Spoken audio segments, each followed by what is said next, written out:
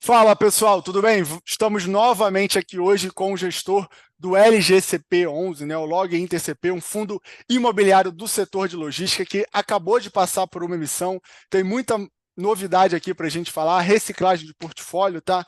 A gente já teve uma entrevista aqui com o Mauro, né, o meu xará aqui. Se você não viu, né, vale a pena até retomar. A gente vai abordar alguns pontos que eram pendentes na época que se concretizaram, né, atualmente. Mas vamos começar logo, sem mais delongas. Mauro, para quem não te conhece ainda, quem porventura ainda não viu a outra entrevista, você pode se apresentar rapidamente, falar um pouco, né, do log em si, um pouco por que ele foi criado, e depois a gente entra ali na parte mais polêmica da coisa, tá certo? Certo, Mauro, muito prazer, obrigado pelo convite. Conta sempre com a gente, eu acho que a comunicação que vocês fazem é fundamental para a gente e para os cotistas também, para eventuais futuros cotistas.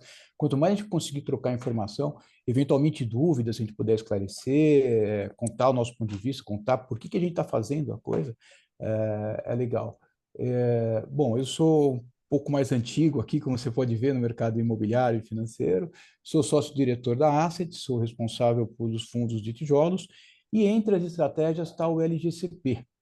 E aí eu quero já começar dando acho que uma notícia interessante, que agora a gente está, né, período de assembleia, até para mudar o nome, né, que o pessoal tem aquele, né, como fala, o fundo log, o fundo da log, o fundo, a gente vê algum questionamento, alguma dúvida sobre isso.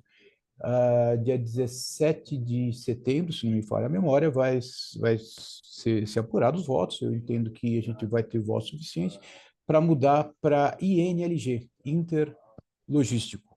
Tá? Então já Inclusive, sai. desculpa te interromper, mas eu tenho que, até por uma questão de disclaimer, eu até votei, que eu sou também cotista do fundo, e, enfim, e aí acabei votando lá, mas desculpa te interromper, pode continuar. Bom, duas informações importantes. Obrigado por ser cotista do fundo e espero ter votado a favor, porque eu acho que é um Votei, passo votei. importante. Não só esse, como também o LUG 11, né? Só dando um spoilerzinho de um outro fundo que também tinha referência a Lugo. A gente é um fundo, a gente é uma asset que tem dentro do nosso ecossistema algumas empresas boas, mas a gente quer cada vez mais ser independente e mostrar a nossa independência. Um outro exemplo, também falando sobre outro fundo, tem o IND 11, IND 11, que é completamente fora do ecossistema. É um fundo de desenvolvimento residencial de alto padrão, cujos players não têm nada a ver com a holding Inter, MRV, nem nada. Então a gente está Uhum. querendo fazer esse alinhamento. A minha missão aqui é fazer crescer a asset, está ombro a ombro com as grandes assets do Brasil.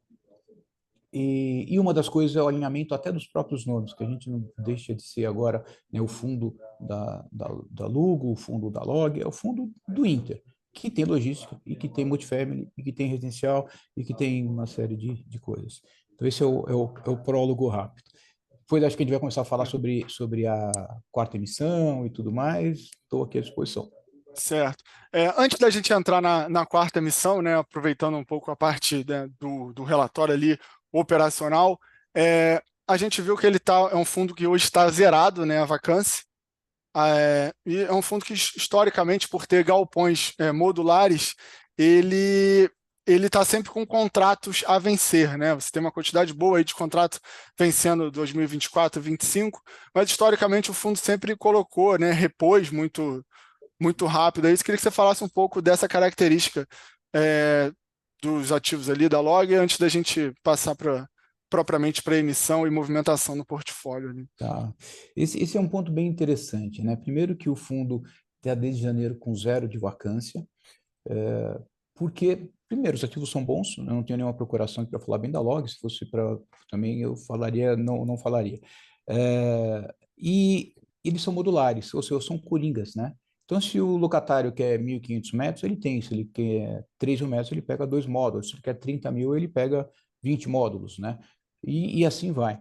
O primeiro, eu obviamente já visitei todos os ativos, e o primeiro ativo que eu visitei foi aqui o de Guarulhos, o Gaioli. E tinha uma placa, né? Aluga-se. E eu chamei o building manager e falei, ué, mas se está 100% alugado, por que tem a placa? E ele falou, é para fazer fila. A gente tem essa estratégia, a Log tem essa competência de repor o locatário em 33 dias. Tá? Essa é a média de recolocação. Lógico, né, que tem, quando troca um locatário, tem os 2 meses que costumam ter de carência e tudo mais, como praxe de mercado. Quando o mercado for aplicar zero de carência, a gente vai aplicar zero de carência também. E, e, e sobre um outro gráfico que a gente tem aqui, que a gente fala que é de inadimplência, é sempre uma inadimplência de 2 locatários que não pagam, sei lá, pagar dia 10 de abril, eles pagam dia 2 de maio. Então, né, por ordem contábil, a gente tem que falar que foi inadimplente, mas não tem nenhuma inadimplência crônica de... E sobre os contratos que você perguntou, que tem bastante, um número bastante significativo de contratos, se você olhar no relatório, a gente fez um gráfico novo, que eu acho que endereça bastante as suas perguntas, que qual o percentual de locatários que está há 1 ano, 2 anos, 3 anos e 5 anos ou mais. Você vai ver que essa barra de 5 anos ou mais é bastante mais significativa. Eu não lembro, acho que uns 60 e poucos por cento dos locatários agora Sim, ficam. eu tenho, se você me permite, eu vou compartilhar Pô, rapidamente aqui. eu agradeço Eu muito. tenho um É relatório um, aberto. é um gráfico novo que a gente colocou aí, Seria justamente para esse aqui, né? endereçar Tá isso. conseguindo ver permanência dos locatários aqui. Exatamente. 68,8%, não lembrava exatamente o É, número, eles estão nos imóveis há mais de 5 anos, ou seja, os locatários são fiéis, eles gostam sim. de onde eles estão. E quando troca, a gente tem o histórico nos E últimos aqui 2 anos. desculpa te interromper de novo. Perdão. Aqui é o percentual, né? E o Uhum. respectivo ano do vencimento dos contratos. É isso aí, é isso aí. Isso. E quando Deixa eu ver. eventualmente um locatário sai, a gente tem o histórico dos últimos 2 anos de conseguir 4% acima da inflação. Então, é uma possibilidade aí de ganho de capital. Eu vou te dar um exemplo concreto disso, tem um locatário, a gente até soltou fato relevante, eu posso falar o nome, a Mundial está saindo de Gaioli, que lá ela tinha 22 mil metros quadrados, tem ainda, não saiu. Ela pagava quase R$ 25 metro quadrado, nós estamos falando de Guarulhos, onde a região tem um potencial de ganho muito grande. A gente já alugou dois, dois pedaços do que ela está saindo, né? Um por 30 e outro por R$ 28 pelo valor de face, ou seja, nós estamos capturando ganho. E a expectativa é que ela fique até novembro, tá? E eu já vou emendar num outro assunto, depois a gente pode falar, sobre a quarta emissão, em que a gente está comprando um pedaço mais desse ativo. E aí você fala, Mauro, poxa, mas está comprando um pedaço mais de um ativo que tem uma perspectiva de vacância. Então, sobre esse ponto específico, depois a gente fala sobre a emissão. Não, a gente combinou, está em contrato com o vendedor, que ele nos garante uma renda mínima garantida até maio de 2025 referente a esse ativo e esse locatário. Então, a gente sabe que esse locatário tem a perspectiva de sair, eu acredito que vai alugar até o fim do ano, mas mesmo que não alugue, para os cotistas ficarem tranquilos, que a gente tem até maio de 2025, o vendedor nos garante essa renda. Na verdade, você pegou a minha próxima pergunta, né? Que eu ia perguntar justamente sobre. Inclusive, você falou isso, comentou isso com a gente na última entrevista, né? Que na época ali tinha, se eu não me engano, estava recente o comunicado, né, de saída desse grande inquilino, e você falou: olha, é claro que no primeiro momento gera uma preocupação, mas na verdade a gente está até otimista que a gente consiga repor, né, esse espaço com um valor até maior, né, que geraria aí uma maior receita, possivelmente uma maior distribuição aí para o cotista, tudo mais constante, né? Então, você já acabou respondendo aí, né, que tem conseguido repor o espaço, né, não ainda totalmente, mas parcialmente, com um valor acima do que o atual inquilino tá pagando e ainda com a questão, né, da garantia, né, da renda mínima garantida, como o próprio nome diz, né, e eventualmente, enfim, cláusula ali de penalidade, multa que você tem que pagar, tá? Mas tudo bem. Então vamos agora para o que talvez mais interesse aqui ao nosso público, né? Que é o racional, né? Que está por trás ali da quarta emissão, por que foi feita, se foi feita com uma visão estratégica, se foi feita só com uma necessidade ali de caixa, de rolagem. Se você pudesse comentar agora que já finalizou, não tem mais impedimento jurídico, se você pudesse explicar aí minuciosamente para a gente o racional por trás da quarta emissão. Tá legal. Bom, são dois motivos, né? Um, a gente olhou para frente, referente ainda à terceira emissão, a gente tem essa parcela agora que a gente pagou, a segunda parcela da terceira emissão, que foi aqui vencida agora em agosto, né? A gente tinha que cumprir com isso. No começo do ano, a cota não andou como a gente imaginava, a gente que a cota fosse andar bem mais depois da terceira emissão, até porque, tirando as polêmicas de valor patrimonial, tudo, o cotista, eu vou te lembrar que em abril do ano passado, ele ganhava 60 centavos por cota.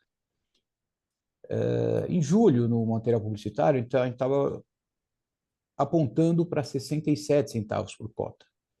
O que aconteceu foi que, em outubro, ele ganhou 70 centavos por cota, a partir de então, 72 centavos por cota, e agora está ganhando 74 centavos por cota. Então, a gente, né, conseguiu entregar o que a gente tinha prometido e ainda mais. Então, a tendência era que a cota fosse andar. Infelizmente, não andou, faz parte do mercado. E, então, qual que é o plano B? Reciclar portfólio. Saímos por aí vendo o mercado, teve tração a venda de Goiânia, que também já estava um fato relevante. A gente, se der tudo certo, a gente está assinando isso agora em agosto, já recebendo a primeira parcela. E só que a gente tinha ainda que pagar agora, desculpa, estamos assinando agora em setembro, estamos em setembro já, a venda de Goiânia, só que a gente tinha que pagar em agosto a segunda parcela da terceira emissão. Então, poxa, vamos tentar fazer uma emissão para que a gente consiga pagar isso que a gente tem que pagar e ainda crescer, e manter o portfólio mais ou menos no mesmo tamanho. Aí tem um quadro no nosso relatório gerencial que explica um pouquinho esse movimento. Posso tentar subir ele aqui? Eu agradeço bastante. Aqui eu creio que já é Isso, a finalidade, né? Mas acho que é deve isso ser aí. ou Não, é a questão do. primeiro de Ah, cima, para tentar explicar o certo, movimento.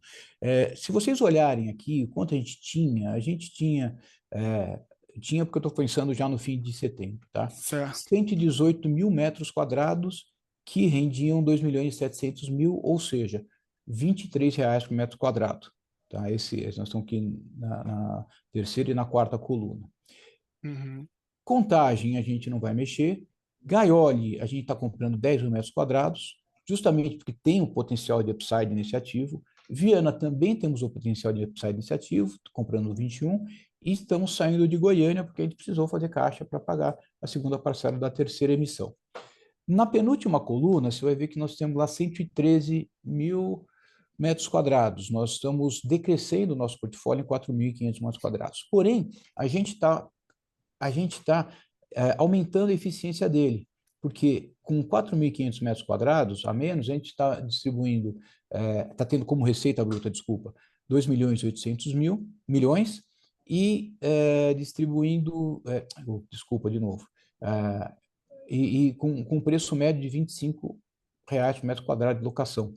Ou seja, a gente está ficando mais eficiente no portfólio. O Goiânia, que a gente está vendendo, é o que tinha menor contribuição por metro quadrado. Era o metro quadrado alugado mais barato do portfólio pela praça, não é que estava mal alugado, é que a praça era assim. Tá? E aí, se você fizer a gentileza de ir para o próximo, que é justamente, eu acho que Equação do esse passivo. aí, isso, é a beleza do negócio, né? A gente já fez o que está em agosto aqui, em azul claro, a gente já fez, ou seja, captamos esse valor, quitamos a terceira parcela de Goiânia, porque a gente precisava vender esse Goiânia, então Goiânia está 100% quitada, pagamos a segunda parcela da terceira emissão e pagamos parcialmente a primeira parcela da quarta emissão. Com a venda de Goiânia, que está acontecendo agora em setembro, a gente vai pagar o complemento da primeira parcela da quarta emissão. Aí, em abril de 2025, a gente vai receber a segunda parcela da venda. Em agosto de 25, a gente paga a terceira parcela da terceira emissão, quita a terceira emissão, e depois a gente quita parcialmente a segunda parcela da quarta emissão. Em setembro de 2025, a gente recebe a parcela final da venda de Goiânia quitamos 7 milhões, que aí também quita completamente a segunda parcela da quarta emissão. Em agosto de 2025, a gente aí finaliza quitando a terceira parcela da quarta emissão. Vocês veem um detalhe aqui que a gente está sempre no positivo, né? A princípio, segundo a gente fez esses cálculos, está tudo positivo. A gente vai precisar captar só, se vocês separarem na última coluna ali, 9 milhões, obrigado por ter marcado. Isso em agosto de 2026, quer dizer, daqui a 2 anos, 9 milhões para complementar esse fluxo de caixa para ficar todo equalizado. Então, acho que é um fluxo de caixa positivo aí, bastante saudável para a gente. Tá certo. Eu ia te perguntar também sobre a saída, né, de Goiânia. Isso, de alguma forma, reduz um pouco a diversificação do portfólio, né, uma praça que também não é tão comum, né, São Paulo, Rio de Janeiro ali.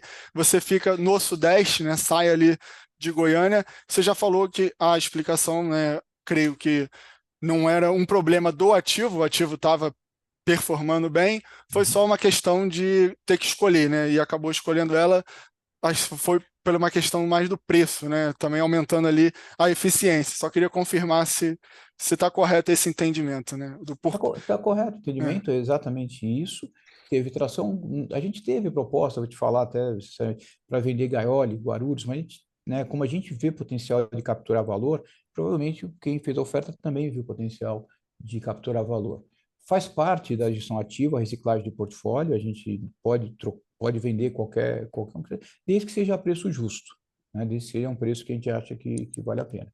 E estamos olhando o mercado, tá? sim. Eu imagino que muitos estejam curiosos. Estamos olhando o mercado, tanto em condições boas como a Log está fazendo de venda. A Log tem aqui o Sellers Finance, né, que ele paga 50% do preço à vista e já recebe 100% do aluguel. Depois de um ano, 25%, corrigido só pelo IPCA, e depois de 2 anos, os outros 25%, também corrigidos apenas pelo IPCA. Então, a gente está vendo outras condições assim. O mercado, né, agora vê esse último trimestre que vem agora sendo um trimestre desafiador. Eu acho que o mercado inteiro está vendo isso, mas a gente está se mexendo bastante. Eu também ia questionar esse aspecto, né? Se vocês chegaram a olhar novos ativos, né?